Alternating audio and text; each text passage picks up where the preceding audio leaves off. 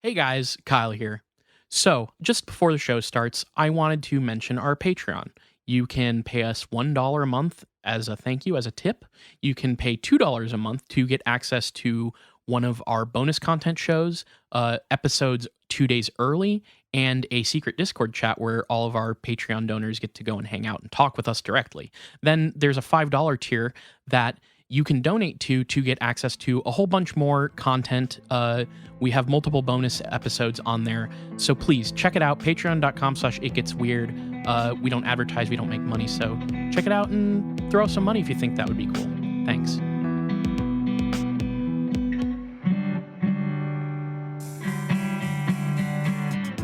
Welcome to It Gets Weird, our comedy show where we explore the unusual, the unbelievable, and the unexplained to try and make your world a little weirder. I'm Kyle. And I'm Niall. And I had a whole bit in my brain that's just flown the coop. Yeah, look, much like Jack Nicholson, you flew over the cuckoo's nest. Just one of you, though. Yeah, the singular flight over the cuckoo's nest, it just went straight out of my brain. So, Niall, if you've got any good bits that have been kind of like heating up in the oven. Oh, man. I've got so many bits. No, I was just finished. I finished watching Righteous Gemstones, the newest season last night. I still haven't seen it. It's fucking funny. I've heard it's very good. The show's really good, and the second season, it's like you find out that John Goodman's character was like a Territories pro wrestler. Okay. And his like signature move is like he crosses the guy's hands in front of him and like breaks both his thumbs. And it's really fucking stupid, but I find, and Eric Andre's on it. I've heard extremely good things about that show. A lot of people that I love in comedy talk about that show with some level of reverence. So I'll have to check that out. It's cool. You know, honestly, I'm glad that you brought up like a funny show because I'm pretty sure that driving here today, I had some sort of bit about like a complaint I had about like driving. So, which has kind of been your vibe lately. I feel like I kind of need to, anytime you come over to record, I have to like take you aside and for like 5 minutes be like, hey, how was the drive over here? And let you just kind of get it out before we record. Because like, I'm not against a recurring bit to open the show, but I'm not sure the best recurring opening bit for this show in particular is about driving stuff. I don't know. I'm gonna leave it to the driving heads to Hey, what get you their been driving responses. lately? Anyone been driving any cool whips lately? Yeah, what's everybody's favorite fucking car? Man, I truly don't give a shit about that. Yeah. I got a lot on my mind, and this week, Niall, I was full feral mode. I was down on all fours like a beast. Just reading stuff on the computer like a beast might. I had my laptop on the ground. I did come over to your house a couple days ago, and I did see that your monitors and keyboard were just like on the floor. I thought you were just like rearranging or redecorating a little bit or something, but no, you were just going feral? No, yeah, I'm approaching 30 years old. And I'm kind of like eking out the last bit of youth that I have before I officially become an elderly person. Oh, so you're saying I'm an elderly person? I mean, yeah, sorry.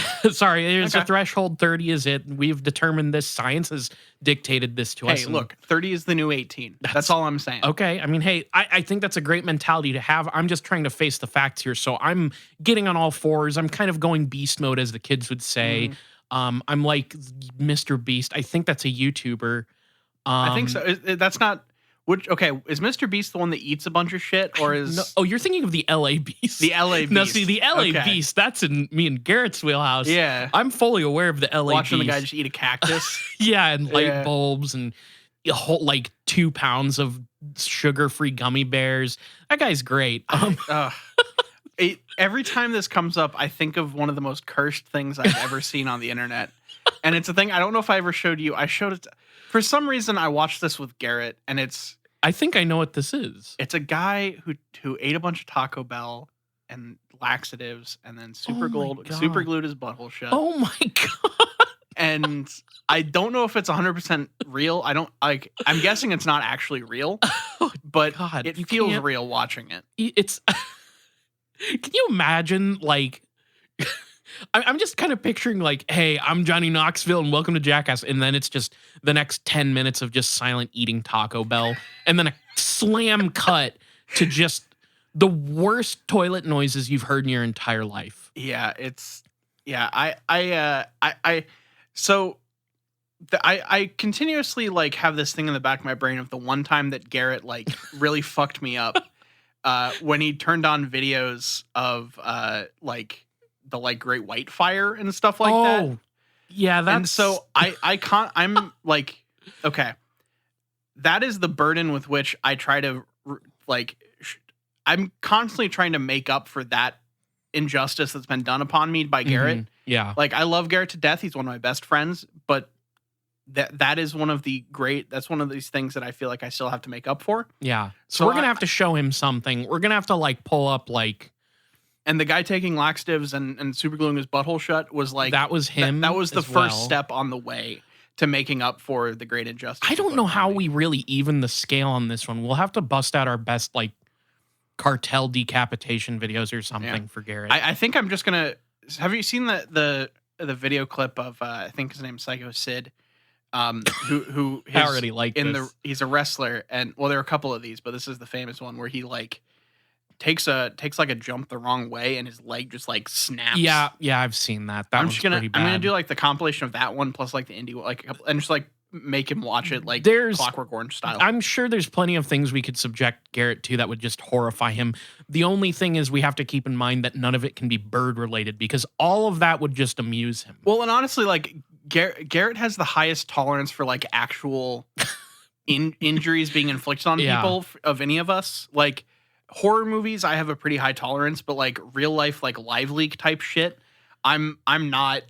I don't want to watch that. Yeah, I don't like watching that kind of thing. Understandable. I think I told you this, but like I had a phase like towards the end of high school where I guess I just put myself through the gauntlet of like horrible shit. I mean, like I remember growing up with people sending like shock links and stuff to me, and I've seen some awful shit, but I don't think I ever got to the point where like I don't have a visceral revulsion and reaction to that stuff. Like, and this is, I feel like we're painting Garrett like a soulless monster here, but look, it's not at all. Look, if this is your first episode of the podcast, Garrett is not anything if this is the first episode of the podcast, you've already turned it off. Yeah, that's fair. Which I feel like a lot of our opening bits are kind of the like gauntlet you have to get through before you get to the actual podcast you want to hear. So when these go on longer than about 3 minutes, I feel like that is a real test for the listening audience. But look, sometimes it just got to happen. Kyle and I, look, we've got a lot of history. We've got a lot of actual friendship that goes on, and sometimes you gotta like get it out. You gotta get going. You know? Yeah. Sometimes you gotta rib your friend who isn't present for being an internet freak, for showing me actual like tragedy. Via YouTube. So speaking of tragedy, let me get into my topic. Okay.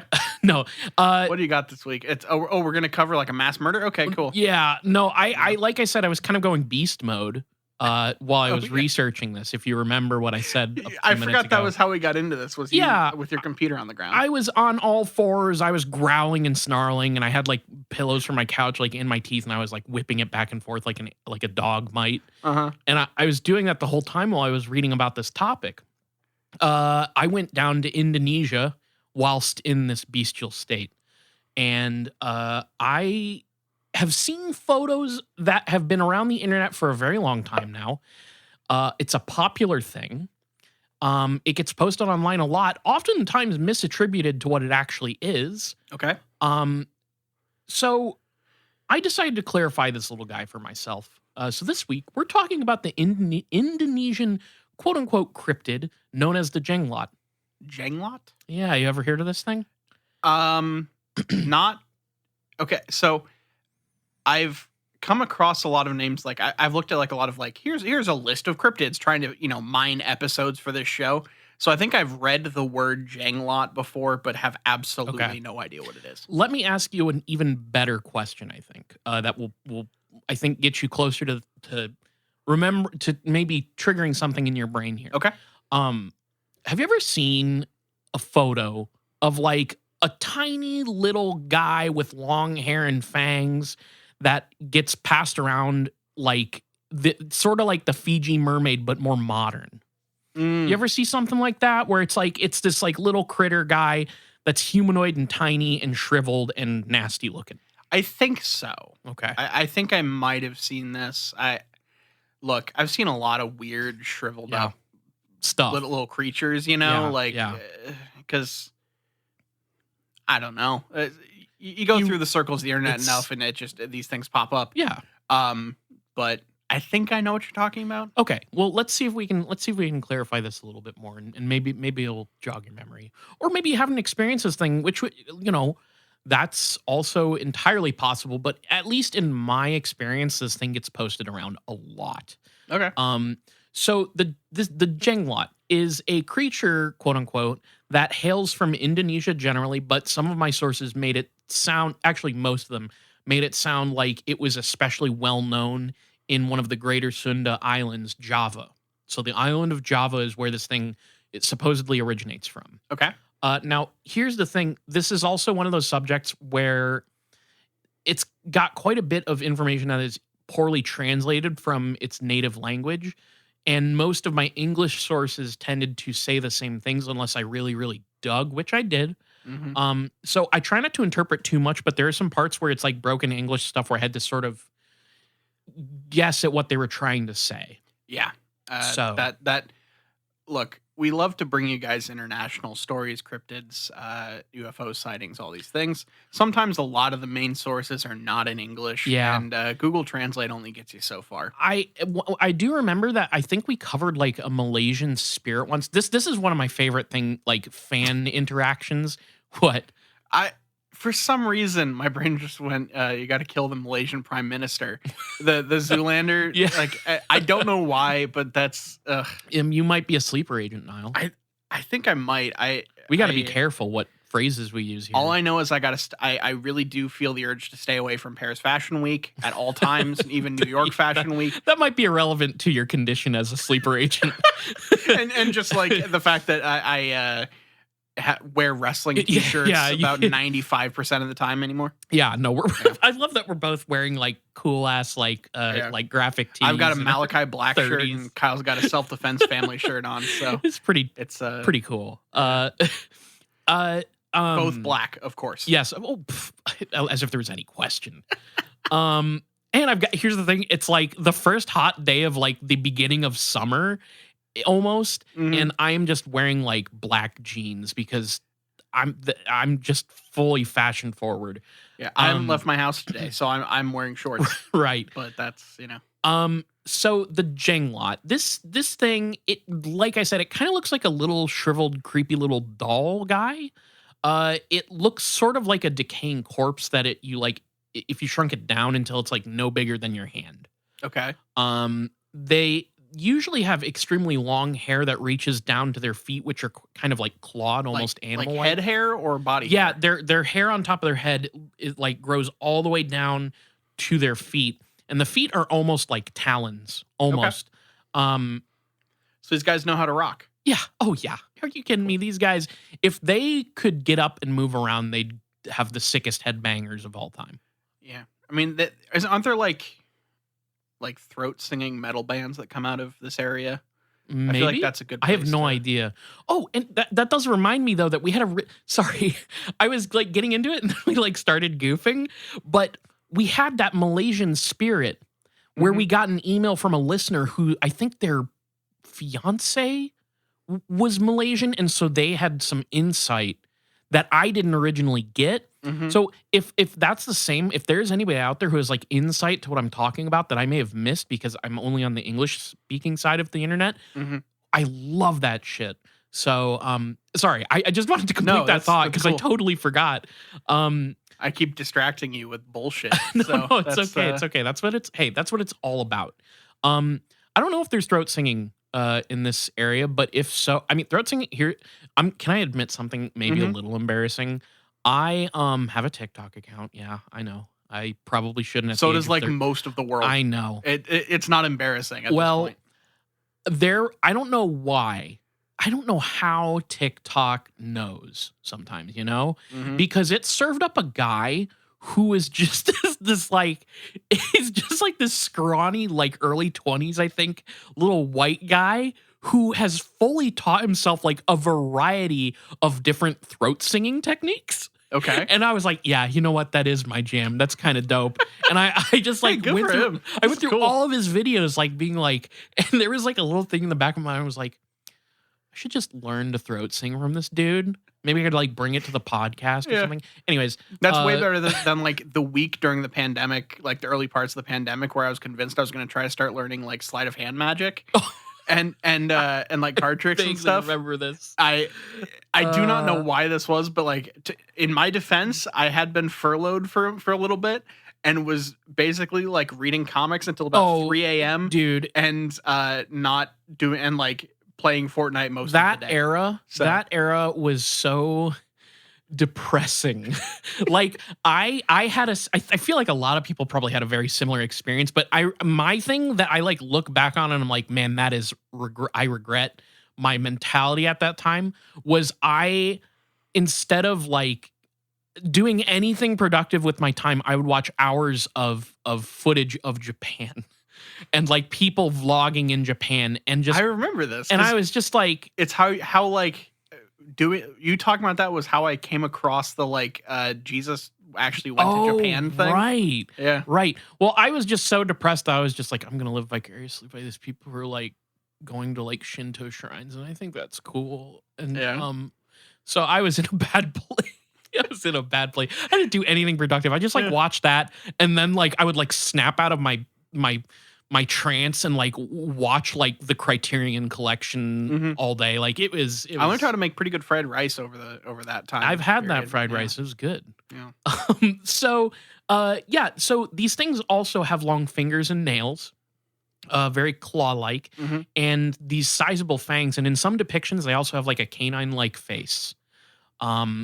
So then the feet in some depictions are almost like connected at the bottom. So it's almost, like I said, sort of Fiji mermaid-esque.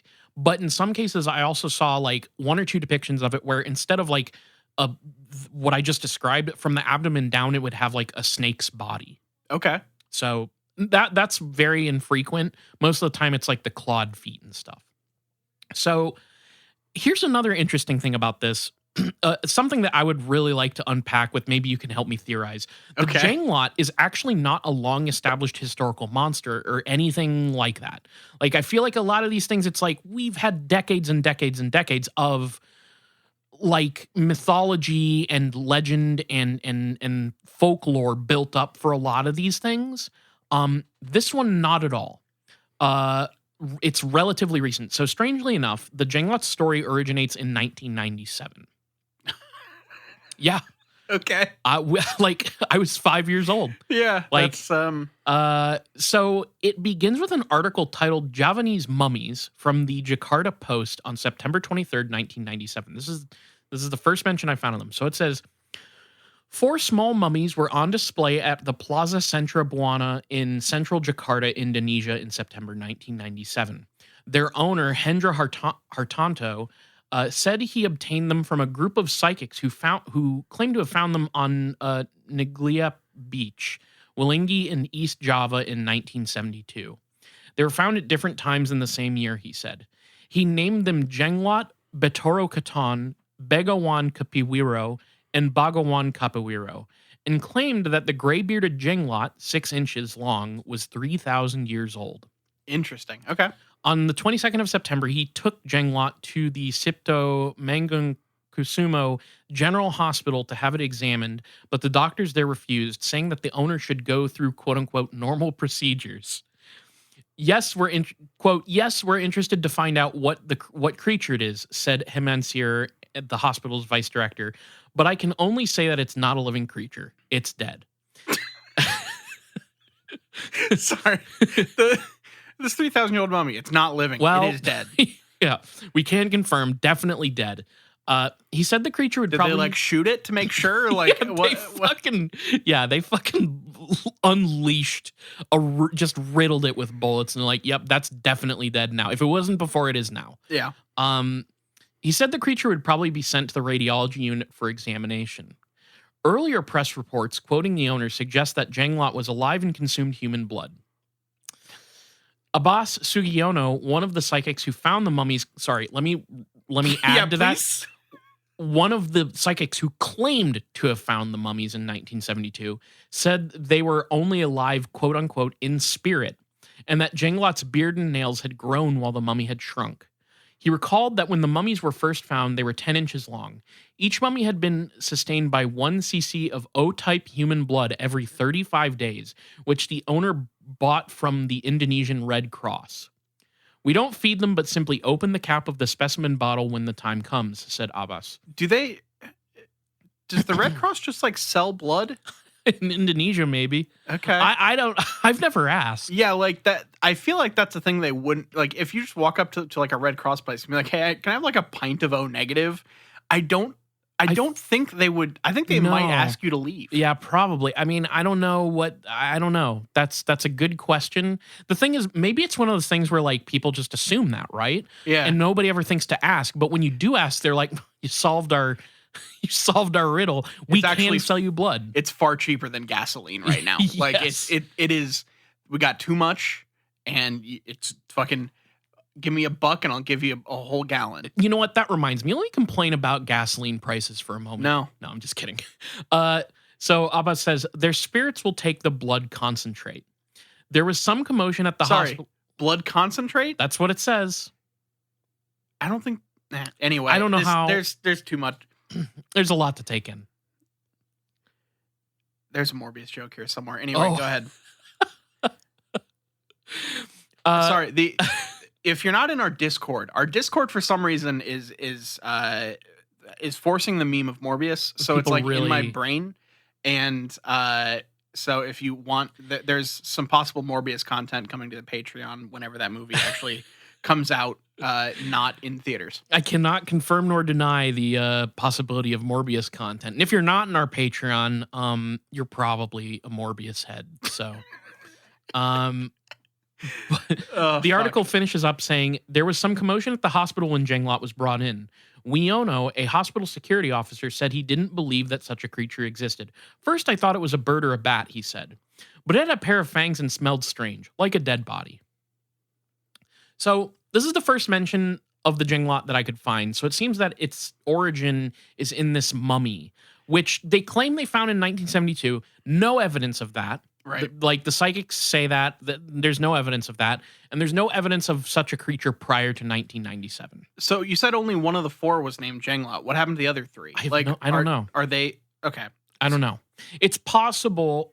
I don't know. The way it kind of elaborates on this original thing is interesting, and I kind of feel like maybe the rest of the mummies are kind of like roped in as similar creatures to the Jenglot.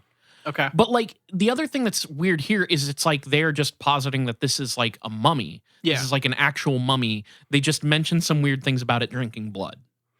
Right. It's basically been in like a stasis, like fucking apocalypse in the base of the pyramids, and you just can bring them back. Or Blade, is that in Blade 2 also, where they like, if they get blood to this thing, it'll like, I don't remember. Know. It's a trope in like vampire lore of like vampire movies of like, oh, the ancient head vampire is in stasis and you have to like get the blood of an innocent to bring it back or whatever the fuck. Yeah, it's when did Bram Stoker's Dracula come out? Bram Stoker? Sorry, that's the porn parody. When did Bram Stoker's Dracula come out? What do you think Bram's stroke game was like? On point? I mean, yeah, probably. I think he probably had an interesting technique, you know? Maybe use the membranes of some bat's wings. Ooh, that's texture. That's some goth shit. Yeah. Okay, so that movie came out in 1992. I think it would have hit Indonesia. You were like, okay, maybe we can spitball where this came from and why it didn't happen until 97. And I was trying to figure out if it had anything to do with the hit movie Bram Stoker's Dracula. I don't know if it has anything. Let's elaborate on this as we go, because but there will be some other interesting things about this that will maybe also put basically. So let me just tell you my running theory with this is that this guy's mummy exhibition, like exhibition of the just like a strange phenomenon and this story of it drinking blood. I think this is just straight up the origin point for what it would become, which is an actual cultural phenomenon in Indonesia.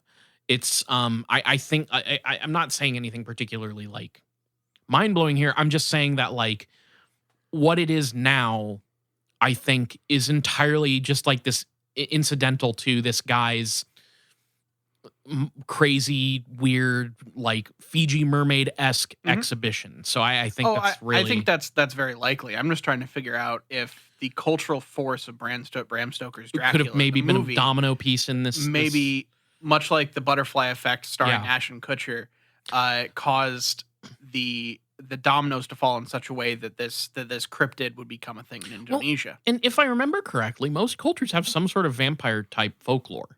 So this could also just be the natural progression of vampire folklore in Indonesia, because this does get referenced sometimes as a type of vampire. They basically said, hey, what if we took a vampire and just made it just a little guy? What if we shrunk it down and made it look like a ball sack? Like gave it the texture of a nut sack. Just like a head banging capable nut sack. Like an elderly person's nut sack with fangs and claws. I think we've said that word as many times as we're allowed to in this podcast from here on out. This episode, we're done. Okay. All right. I won't say ball sack anymore. Yeah, that's fair. We haven't said that one. So, so you can also, I guess, okay. There are two distinct versions of what interpretations of the Jenglot. There is the cryptid version. The cryptid version, supposedly you can find it in different locations. The ones that they name are you can find them under the ground, or you can find them hiding in the trunks of trees. But they've also mentioned that you can find them just chilling on rooftops of houses. Oh, okay. So it's not just like a nature or city thing. It seems to kind of do both. It doesn't elaborate too much on that, but it's like you can find it in a tree, you can find it underground, you can find it on a house, you can find it with a mouse. Yeah. But if you give a Jenglot a cookie, it's going to get demand a bigger yam bag. There you go. Yeah. So this thing feeds on blood. And that blood can be either human or animal. And in a lot of places, they said specifically goat's blood is what you're supposed to give it. Okay. That actually, I've been trying to figure out if this is chupacabra related since we started this. Sure. I don't know. I mean, the chupacabra also is another thing that sometimes, depending on where you look, it can get wrapped up in vampire stuff. Yeah. Because, the chupacabra is like the goat sucker. Yeah. And now I think a chupacabra isn't this small. No. But I don't know. I just have some ideas percolating. We'll see what happens throughout this episode. I don't know why I'm trying to figure this out when I didn't do any of the research and have no idea what I'm doing. But I promise we'll give you plenty of more stuff some more stuff to tug on as we go. Tug on that yam bag. All right. There's another thing that I found interesting is there's some inconsistency on how you feed it blood. As far as the stories of it as an actual cryptozoological creature, I found people talking about if you're an owner of a Jenglot, you have to feed it drops of blood daily. And yes, people tend to own these things. Interesting. Okay, so occult practitioners own Jenglots. Huh. Do they have powers? They provide boons essentially. Okay. We'll get into that. Okay. So, if you don't give the Jenglot the blood it needs, then people around the person who is failing to provide this blood will be struck by misfortunes. Interesting. So it's not the person themselves, it is their loved ones effectively. Yeah. So we're operating under friends superhero roles here. Yeah. So they just have to bear witness to people they care about suffering. Okay. There's other versions though where they also say that I saw one where it was you have to feed it drops of blood, but then there's other ones where it was hey, you set the blood out in the open next to the Jenglot, walk away, and the blood will be consumed. So we're going on like Santa Claus milk and cookies rules here. Yes. Okay. So if yes.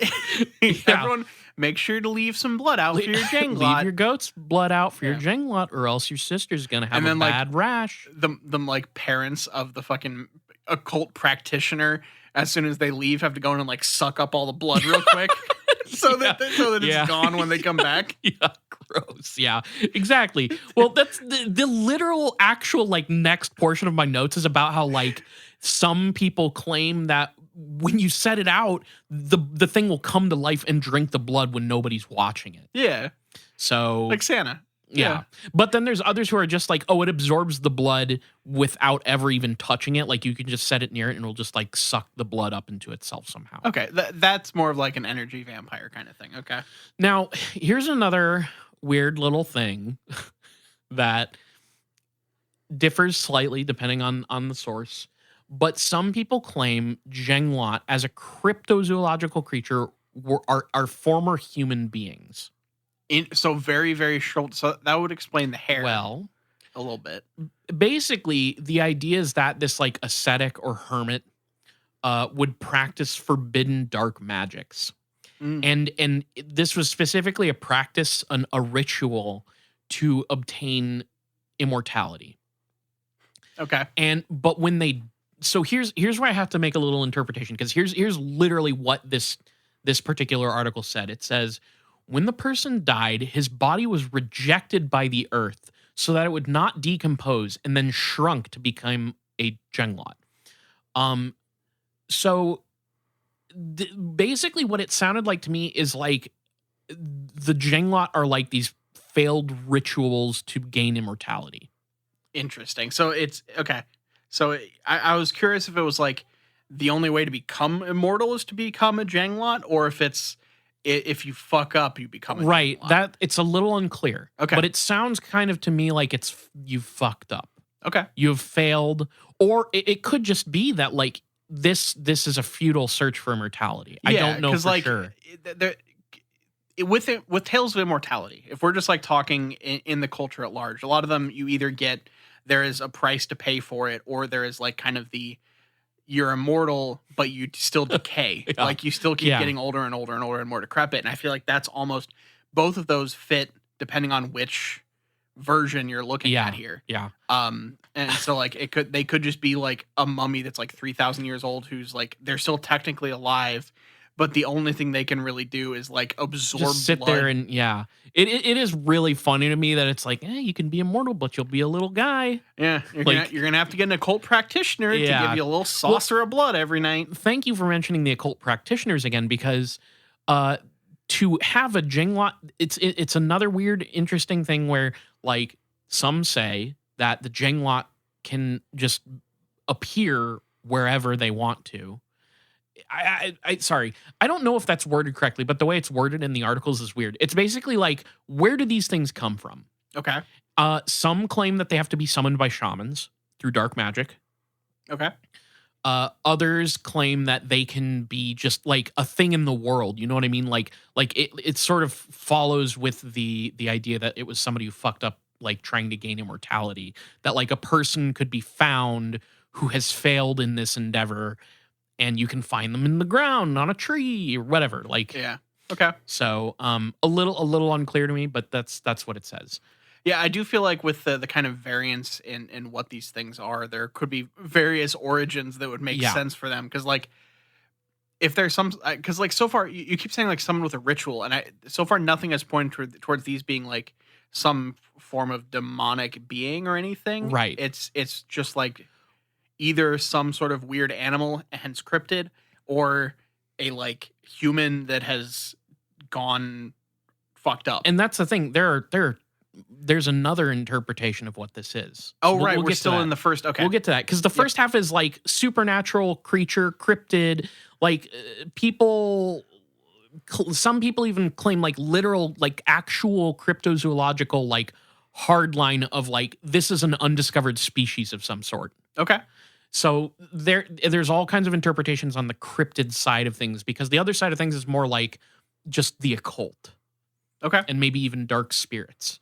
So the other side of this is the claim that Jenglot are purely man-made constructs.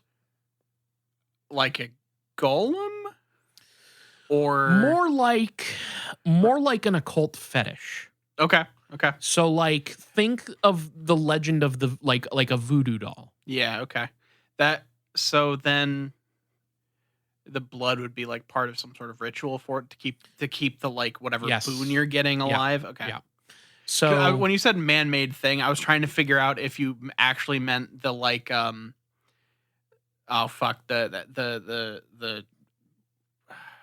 what was the bunny with like horns that was like totally just like someone just like the jackalope? Yeah, I was trying to figure out if you meant man-made as in jackalope. No, I mean I can't get in. We'll get into it, but like it's just the idea that like this is a thing that is charged by a human and constructed by a human. Okay, and that's how, but it nonetheless has like this power. So there is a guy, it's interesting, a lot of articles reference this guy, Muhammad Siakir Muhammad Azmi, who is a Malaysian Islamic medical practitioner. And he's like one of the guys that gets referenced of like saying like, oh, well, this is where the human material angle comes from. This is where this version of the Jenglot theory comes from. We'll get into him a little bit more later. So here is another weird thing about this. You can buy Jenglot. Just like you can fucking buy Jenglot. Is it on in Prime? Indonesian markets? I don't know. Maybe online. Probably. I'm sure you could find something. Because if I can get it with like 2-day shipping, I'll get that thing started now. Well, I don't know how long it takes to ship from the island of Java, but I straight up watched. It was I don't know who this guy was, and I didn't write his name down because I didn't care. But there was a guy who was kind of like a Discovery Channel type dude who was going around an Indonesian market looking for one. And eventually he just finds one that's being sold. Interesting. Okay. So they talk about how like sometimes I just went to, my brain just started auto-completing a fucking Billy Mays infomercial for Jenglots. and like Billy Mays here for the exciting new occult fetish object, the Jenglot. Would you like to gain occult power? Yeah, exactly. Like maybe for just the price of a thimbleful of blood every day, you can have occult power. Maybe if he'd utilized the boon of a Jenglot, he'd still be alive. Oh man, was that okay to say? Look, I'm sorry, Billy Mays. Am I? I don't know. I don't. Look, I don't know enough about Billy Mays as a person to tell you if that joke's in bad taste or not. I don't know enough about Billy Mays as a person to deem whether or not it's acceptable to joke about him dying. So, yeah, there is a weird thing here too, where like the cheaper a Jenglot is, the more like obviously like man-made it is. The more expensive it is, you're going to have Jenglot supposedly constructed of, say, animal fetuses. They will take like dead animals, supposedly, very similar to the Fiji mermaid, and like because I think one of the ones that I read was saying that they took like. Supposedly there was one that was like constructed from like dried out oh god, what's the term? Where you take a dead animal and you stuff it. Taxidermy? Yeah, like almost a taxidermy construction using I think it was like a monkey and like part of a fish. Okay, so we're going like old carnival style here. Yeah. With like the tent of horrors kind of stuff. All right. So yeah, they'll like use these animal parts, and the more expensive ones tend to be like constructed in this way, supposedly. Here's the thing though, I didn't see like videos or picture. As far as I knew, I saw a lot of pictures of this thing that varied, but like I didn't see anything that was just like, oh, this is clearly made with like dead animal parts. But that's supposedly a thing. Okay. Now is it noticeably being made from animal parts part of the selling point, or a thing it is part of the selling point? Because that's amazing, because Nile, supposedly ones constructed in this way are more effective for using magic. Interesting. Okay. So I just found a DVD. I figured out. Did you Google? I went on eBay. Okay. and just typed in Jenglot, which I don't know if I spelled it correctly, but some stuff did come up.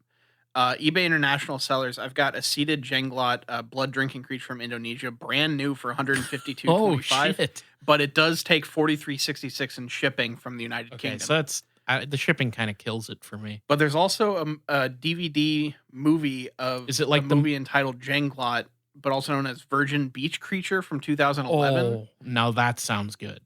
So maybe look that one up. I believe it's also known as Jenglot Pantai Selaton. That might be Malaysian, because I know that I think it might also be a Malaysian thing. I feel like I read something about a Malaysian movie about the Jenglot. And now, not to steal a much more popular podcast bit, but there is a haunted doll named Samir who says rare Jenglot spirit, playful personality. So for $92 plus $30 shipping from Egypt, you can get Samir, the rare Jenglot spirit, playful personality haunted doll. What a steal! Yeah, that's amazing. Yeah, go to eBay for all your Jenglot needs. Look, whenever you say like these exist to buy, I just wanted to see if eBay had anything, you know? Yeah. No, they're around, and like there was like Facebook Marketplace postings, like screenshots of that. And just like it's all over the place, and it's on like the free to pick up. Yeah, free to a good home. One evil doll. I'm putting my lot of Jenglots up on FreeCycle, whatever that fucking website was. The IndonesianOverstock.com's got a bunch of Jenglots if you're looking for that kind of thing. Yeah, so basically this version of the Jenglot that kind of abandons the cryptozoological interpretation, it doesn't have any power on its own. It is purely made powerful by human abilities. So they gain supernatural powers through black magic ritual. Okay. So the Jenglot supposedly can do a number of things. I wish I found more on like specifically what it would like give a person, but it was pretty generic stuff. It was like it can provide protection, like almost like an amulet. Okay. It can be like a good luck charm, and it can also be used to exact vengeance on your enemies.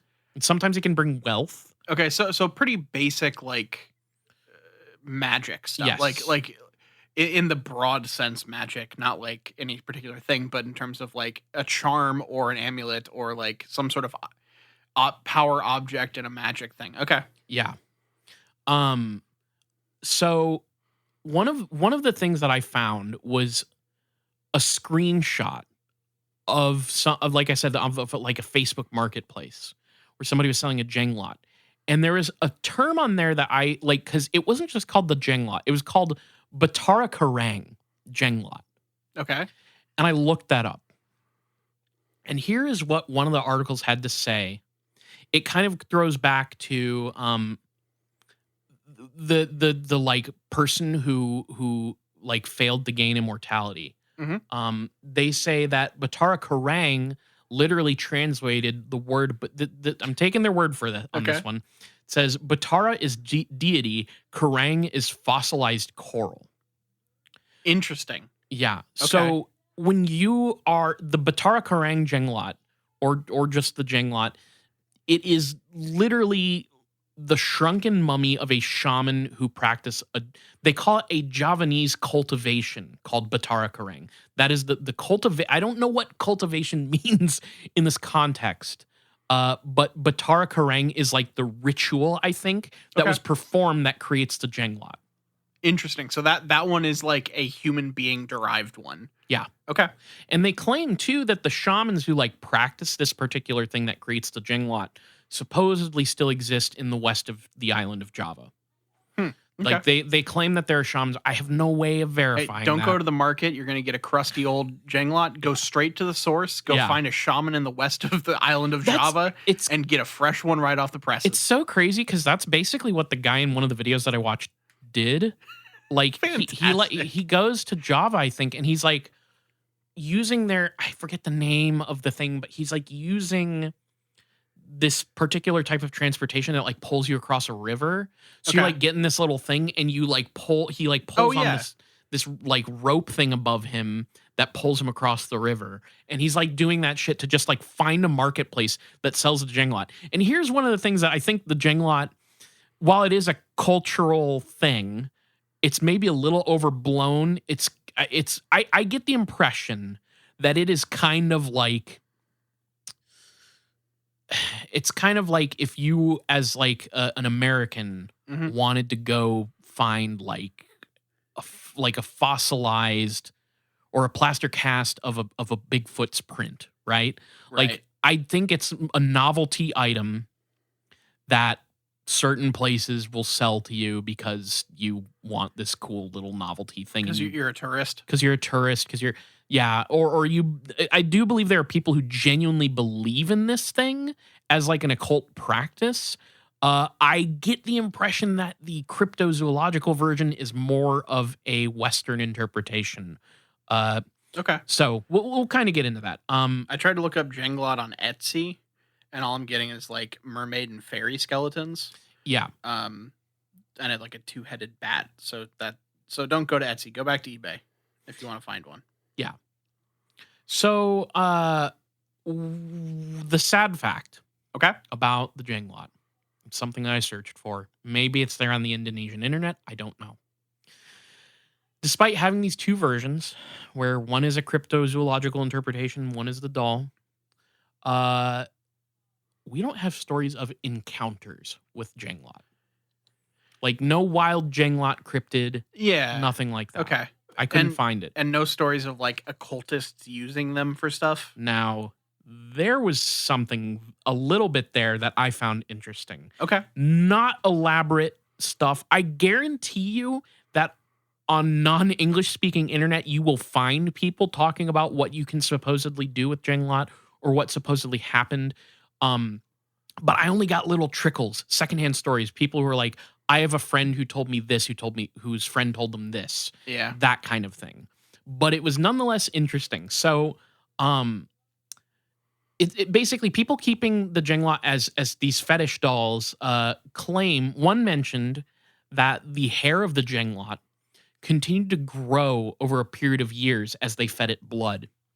And then another one claims that the doll's claw-like fingers and long limbs would also grow and contort over time. So like they shrink down, but when they come under your when you start utilizing the Jenglot and following this blood ritual, it will start growing again, supposedly. But just the hair and the nails. Well, no, the limbs too. The limbs? Okay. The limbs too.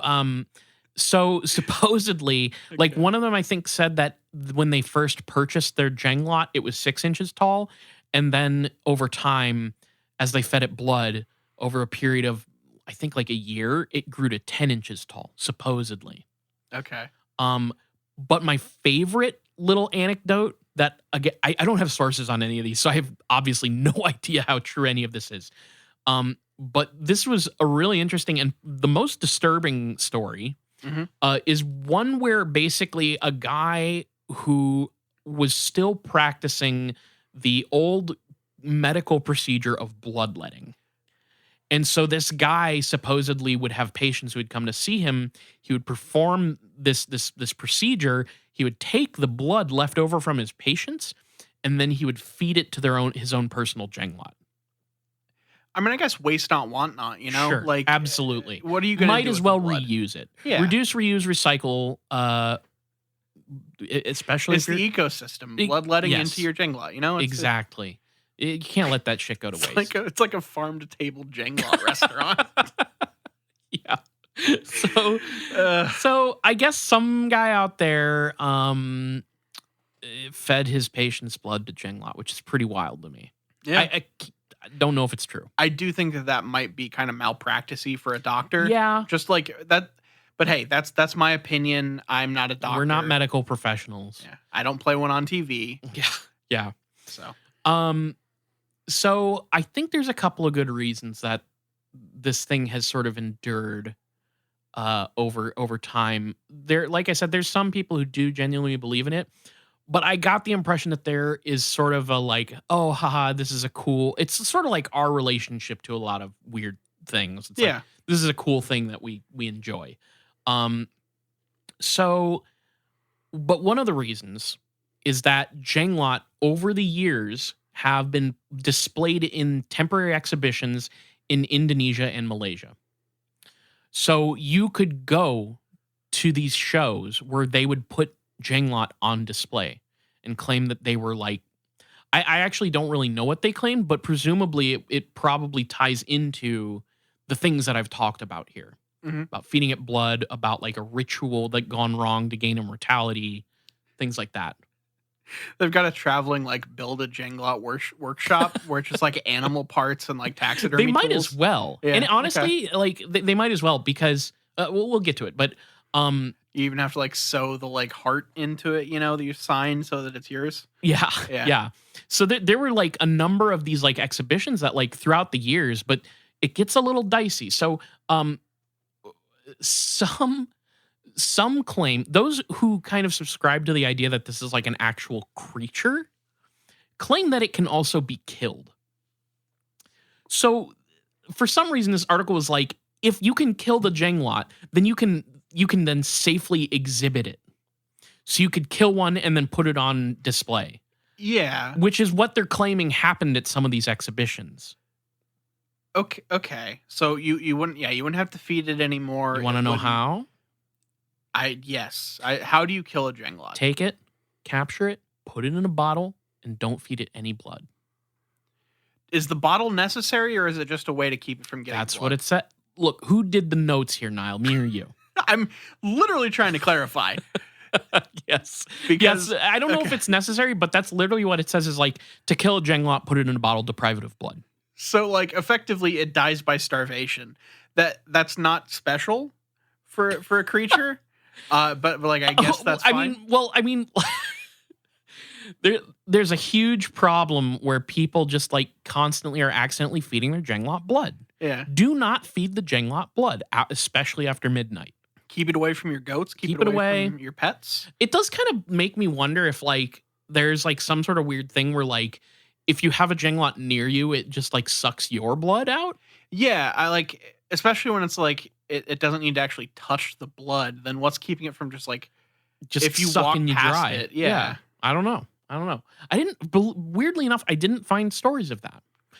I imagine they're out there, but I didn't see that. Yeah. Feels like we could flesh out the lore quite a bit here. If no one else has, maybe someone should. Yeah. In 2006, some folks, weirdly enough, took the stories of the Jenglot a little seriously.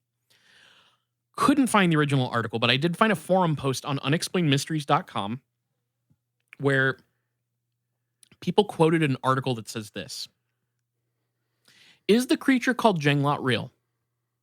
We'll know the truth in a month. University Sains Malaysia's forensic expert Dr. Zafarina Zainuddin had agreed to a request by Seekers, a paranormal group, to run a DNA test. I looked into Seekers. I think they're defunct now. Okay. Syed Abdullah Al-Atas, the head of the group, claimed the creature was first found in Indonesia in 1972. We kind of went over this. This Syed Abdullah says, quote, "We had obtained the owner's permission to examine the creature and had them x-rayed. One showed the presence of bones in its arms," said Syed Abdullah. "We want to know if this creature is for real. The owner bought the Jenglot in Indonesia for between 5,000 RM and 30,000 RM, which is Malaysian ringgit, which is, I guess, the currency." Okay. Zafarina, who had examined the teeth of a 2,000-year-old human artifact discovered in Guania, Sarawak last year, said she needed a month to examine the Jenglot. Quote, "From the naked eye, the creatures looked like they were constructed. The hair looks like it was implanted while the body parts pasted together. The teeth are not as old as the body parts. What I can do is run a DNA test on samples of the hair and bone and see if they match any living species in the databank. That should take a month. I hope it will shed some light on the creature." Syed Abdullah also hoped that someone would agree to examine a Bigfoot footprint they discovered in Kota Tinggi, Johor, several months ago. He said they had approached a few research organizations, including one in Singapore, but their efforts were hampered by high cost. So I don't know. That's really this. I like how this article casually mentions an Indonesian Bigfoot. Yeah. Which maybe we'll have to look into. But you can actually find the scientific study, a scientific study on this thing, like legitimately, in the National Library of Medicine. This is written by Zainuddin Zafarina and Sundara. Oh, fuck, that's tough. Sundara Rajulu Panir Chelvam in the Malaysian Journal of Medical Sciences. And I have the key bits from the study, but if you want to look it up, you can find the whole thing. It gets into the nerdy shit about the analysis of the hair and stuff, and so. But here's what it says: an unidentified animal species named the Jenglot and claimed to be a rare living animal species was recently found in the deep jungle of Irian Jaya, Indonesia, brought to Kuala Lumpur, Malaysia by a businessman and exhibited in a local museum. The owner of the Jenglot carcasses had made a request to perform DNA analysis on the Jenglot to ascertain its species. Because the muscle appeared very dry and recovery of DNA was extremely difficult, we therefore used the animal's hair for further analysis. Hair samples were collected from 3 different Jenglots that were different in color and physical appearance. Classical morphological analysis of hair samples, jointly with mtDNA sequence-based analysis, was useful in disproving the claim of a rare animal species in this case. The morphological characteristics observed and the mtDNA sequence analysis proved that the hair samples are of human origin and had been implanted on the Jenglot carcasses' heads. This certainly disproves the claim and myth that the Jenglot is a rare animal species. So it doesn't it takes the cryptid thing out of it, but it doesn't take the ritual object thing. Yes, that's the key. Is I think that's one of the reasons why it is so enduring is that yes, it disproves the cryptid angle for people, but then people are like, well, hold on, if it has human hair and that's all you really got to analyze, then the whole idea that this is somebody who ritualistically like fucked up and like shrunk themselves, that endures as a theory for those people. Yeah. But what's interesting to me is like they kind of skip over the fact that they're saying, no, the way this is done based on the analysis of the hair, because I found one that said, in one part, it says basically that like we have ascertained that the hair was like implanted and notably in some cases backwards. Interesting. Okay. So like we know that like this is hair that was like put into this thing. Yeah. I also mentioned this is another interesting angle of the whole thing that I thought was interesting. I also mentioned a Malaysian medical practitioner named Muhammad Siakir, who is often cited by articles online as the guy talking about like how a Jenglot doll functions. But they kind of cut out some of the stuff, like actual context of what he was saying about the thing. So here's a bit more context from the article, Jenglot, Just a Superstition, in the New Straits Times from April 2017. Okay. So here's what he said. On its own, Jenglot has no power and is nothing more than a typical toy which cannot move on its own. It is only when black magic is used by performing a certain ritual on the Jenglot, the myth has it, a Jenglot can serve its master either for many purposes, including for protection to make one look beautiful or dashing, as a good luck charm, as well as taking revenge on an enemy. For Muslims, it is extremely forbidden, as it could compromise one's faith by believing in powers other than the Almighty Allah. Those made from animal fetuses are said to have greater effect on the owner, but in reality is nothing but a deviant act of worshipping demons and genies. Okay. So I thought it was kind of amazing that there is a whole angle to this where like it's like a big cultural phenomenon, but like an actual like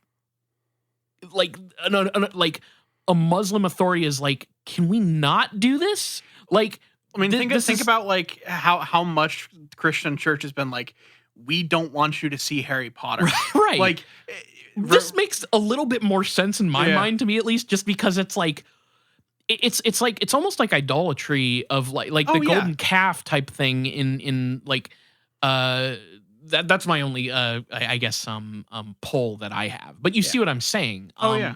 So I don't know. Put nothing in front of your God. Yeah. Like it. Yeah. And I'm guessing there's similar tenets in the Muslim faith that if you start like summoning demons and stuff and using black magics, that probably goes against some of the religious tenets of the faith. So I was saving this till the very end. I went on YouTube to see what was out there. I couldn't. Did you find like a DIY tutorial to like make one? No, but what I did find is a guy who went and purchased one from the market and did surgery on it. They did surgery on a grape. And on a Jenglot. They did surgery on a Jenglot. This guy also has like, here's the other thing too, is like the video of him doing surgery on a Jenglot has had like 1.3 million views. Interesting. Okay. But again, it's like a totally like it's in another language, so I had no idea what he was saying. I did like I actually caught what I think was him like doing a prayer to Allah. Okay. I think is what it was. But when he's doing surgery on it, might have been him just kind of proving what these things are. Yeah. Because he took it, he cuts it open, he pulls a big foam chunk out of it, and for some reason inside the foam, I don't know what function it served at all. Inside the foam was a little tiny battery. Huh. And I don't know what that was about, and I wish I knew. I wish I knew what was kind of being said in that video. I'm very curious, but I just unfortunately do not speak the language, so I don't know. But point is, let me wrap this up by saying this. There are a lot of photos of like mummified Fiji mermaid type like fake corpses of Jenglot for the people who really wanted to go the distance and put like them in exhibitions and stuff. They straight up, a lot of those exhibitions where people were displaying these things were proven to be hoaxes of people who did exactly that. And then of course, when you go to the market and you just go around trying to find a Jenglot and buy one, it's like this little creepy guy that looks like what I kind of described. If you cut it open, you're going to find foam. And it's just like a little doll. Yeah, you got to at least get like a high grade Jenglot, you know? Like if you want to get like a good one, you got to go at least like high, if not perfect. You got to get the monkey fetus one. Yeah. No, so basically, there is that wiggle room of like kind of unconfirmed, but like also it's just. Well, I mean, it's confirmed that it is not a creature. Sure. Yeah. It is like the thing that exists is these stitched together animal parts to make these little guys. It sounds like. Yeah. And whether or not you believe that they are able to be used in black magic rituals is entirely up to your read on the situation. But the thing that exists are these little like 6-inch tall guys with really long human hair that you can just buy at a Malaysian market, which is interesting. Yep. Okay. Or Java market. Yeah, Indonesia. It's I mean Malaysian as well. Like it's there too. So yeah, that is the Jenglot. I thought this was a cool story. I'm very interested in it. I wish I could dip into more. There is a language barrier as we tend to run into with stuff like this. So if you can translate some of this stuff and you know what I'm talking about, I would love to hear from you. For sure. So Niall, I think that wraps us up, brings us to the big question if you're ready. Oh, always. What's up? All right. So if you were to shrink into a tiny little doll guy that gave future black magic practitioners that own you some sort of magical boon or ability, what boon would you like to give personally? Interesting. I feel like I would want you like if I could give any boon, I think it would be that whoever is like feeding me blood regularly knows exactly when they have to leave to get to a place on time at all times. Like regarding all factors. So there's some light premonition work going on here. Okay. But like something that's that utilitarian, because then if they don't feed me blood, I will make them late to fucking everything. They won't be able to get in like on time. They will miss Maria Menounos on every movie they try to go to from here until they will not see Nicole Kidman, who now won a fucking award for her like "Let's Go to the Movies" commercial. What? Which is she won some award for the heartbreak feels good in a place like this ad. You know, fuck?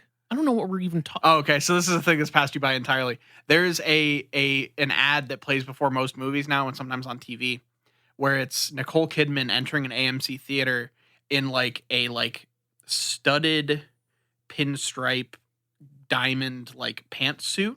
Okay. And she's giving like a monologue about how good it is to go to a movie theater. And it's like, when it feels different when you're sitting in front of a big silver screen. The images hit different. Heartbreak feels good in a place like this. Like all this stuff about how great the movies are. And it's a thing that Jules and I joke about a lot because that we've seen a progression of it where it started out and there were like 5 or 6 movie clips in it with different movies. And then eventually it got down to where it's only Jurassic World for some reason. I don't know why. I don't know if it's shortening or if they lost the rights or whatever, but like occasionally you'll still see the full version that has like Creed 2 and like La La Land and all this stuff. But then a lot of times you'll just see Nicole Kidman being like, man, movies are so good. And like the gates of Jurassic World in front of her. And that's the only movie she references, like that gets referenced in the ad. And it's really fucking funny to me. Anyway. On my end, I had like a bit planned, but I'm going to take that. I'm going to crumple up. I'm going to throw it out the window because here's what I impart you as a boon. Yeah, what's up? You will never, ever have any knowledge of what Niall just described ever. That was so... She won an award? Yeah. For what? I mean, it was like I think it was an award for like a commercial thing, but it's not like she won like a fucking like Oscar for it or something, but it was an award, I guess, fitting for this thing. You'll miss out on that. Yeah. Look, heartbreak feels good in a place like this. Okay. It Gets Weird podcast. That's our new tagline. All right, let's go and wrap this up and get to some business. If you want to find more of us, you can follow us on Twitter at IGW Podcast. You can follow us on Facebook.com/ItGetsWeirdPodcast. And we're on all your favorite podcatchers from Stitcher to Google Play to Apple Podcasts to Spotify. A lot of people listening on Spotify these days, which is a drastic change from when we started, which is, when we first got on Spotify. But anyway, shouts out to all the people listening on Spotify. If you want to find us, look up on any podcatcher you use. Just look up It Gets Weird and we're probably there. Email us at itgetsweirdpodcast@gmail.com. I think I mentioned some sort of email prompt earlier, so go back to that part. Email us about whatever it was I was saying. And I mean, of course, if you can like dig deeper into the Jenglot stuff than I can, that's also very much appreciated. And much like you have to feed a Jenglot in blood, yes, we're fed by emails. We're fed via email. It is, and the thing is, you don't have to like give it directly to us. Like we'll absorb it just by standing near a computer. Yeah. So. Patreon.com/itgetsweird. We have a $2 tier and a $5 tier. At the $2 tier, you get access to It Gets Weird TV, which you're going to get access to that every other week. We put out a show. We just wrapped up, by the time you're hearing this, Gravity Falls season 1. And we're putting up a poll the poll will already have been up by the time you're hearing this as well. We're putting up a poll to vote on. The listeners get to vote on what show we get to watch next. So if you like that, check out the $2 tier. At the $5 tier, you get that show. And then on the off weeks, you also get another bonus show. So every single week, you're getting bonus content, baby. Yep. Whether you donate to the $2 tier or the $5 tier, you get access to our mainline episodes 2 days early on Friday instead of Sunday. You get access to our Discord, which is popping off right now. And you get the satisfaction of donating to your favorite weird podcast. And then, of course, we have a $1 tier, which is just like a tip. You don't get anything out of it. You're just saying, hey, I like your show. Thanks for doing what you do. If you can't donate, we understand, but please tell your friends, tell your enemies, tell your congressman all about It Gets Weird podcast. Yeah. And on that note, we'll go and put this one to bed. Yes. I've been Niall. And I'm Kyle, signing out. Peace.